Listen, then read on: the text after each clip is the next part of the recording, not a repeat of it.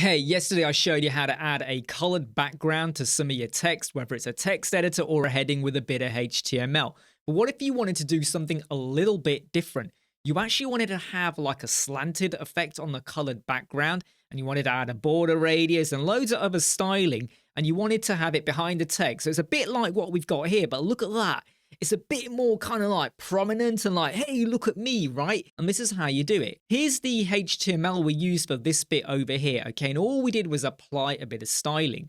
For this one, we want to use a different bit of HTML and a bit of CSS to do the styling. And what we are going to do is assign a class name. So I've got over here, I am colored text in a line, but I've also done span class equals highlighted text. This is really important. So let me show you how we did this. Over here, we've got a heading and I've gone and dropped this in here. So if you wanted to use that highlighted text for maybe the word line as well, you would pick it up and drop that in over there as well. So you can get this to accommodate or work for what you want. The important bit is the advanced tab and the custom CSS.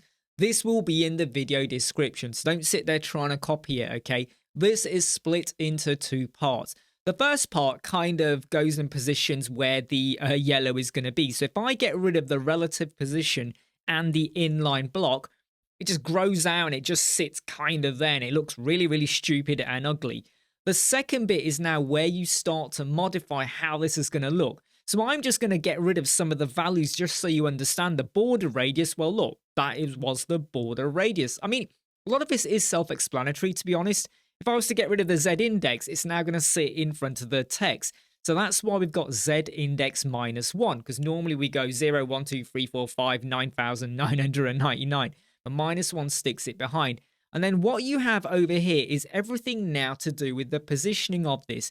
Now, when we have top and I change this to 0, it puts it at the top. Now, I am going to get rid of the rotation as well, which is just here. I'm going to change that to 0. Just so you can see what it's doing. So top is right at the top. And if you were to go with 100% like that, it actually goes way below where the text is. So the way those percentages work is a little bit misleading, but what you're going to do is get the value that you want it to be. And I've got it down to be 45%. I found 45 worked quite well with the tilt effect. And over here, I've got transform rotate. And rather than going for 1 or 2% or degrees, I've gone for 1.5. In fact, it should be -1.5. So you can see how you can fine tune this to work for you. We have our background color. You can modify that to be whatever you want. I've set the height to be 60%. So if I was to change that to be, say, 20%, we have a much thinner line there. And if you want to maneuver it a little bit, so my left and right is set to 0, I'm going to change this to be 50. You can see it's kind of like cut away 50%. So if you want to have a particular look, let me pop that back to 0, you can do. But what if you want your text to also be a different color? Because if you look over here, we're not actually touching that. We've just applied the standard styling, which is what we've got is black at the moment.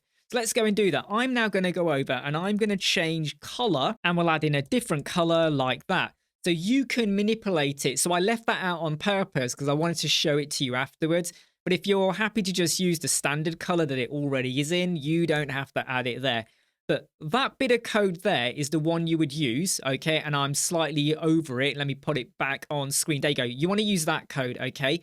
It will be a comment in the video comment section because I can't show it in YouTube description because of the angled bracket, which is so annoying, YouTube. But the CSS is in the video description, and I hope this helps you out with a bit of bespoke styling on your website. I'm Imran from Web Squadron.